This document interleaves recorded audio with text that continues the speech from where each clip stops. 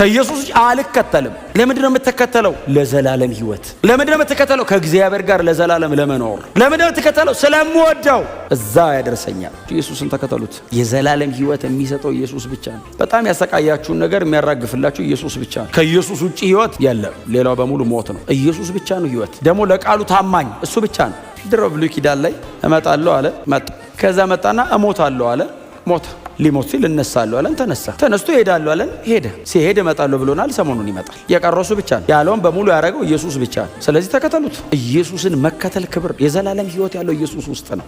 እርግጠኛ ሆኑ ግን የሆነ ጥቃቅን ነገር ለማግኘት አይደለም፣ የዘላለም ሕይወት ለማግኘት ነው ኢየሱስን የምንከተለው። የሆነ ነገሬን ያደርግልኛል፣ እንትኗን ይሰራልኝ፣ ኖ ከሱ ያልፋል። ሕይወት ነው። ኢየሱስ መስቀል ላይ የሞተው በእግዚአብሔር ጽድቅ ፊት ኃጢአተኛውን ሰውዬ ለማጽደቅ ነው። በቃ ኢየሱስ መስቀል ላይ ሞቷል፣ እከተለዋለሁ።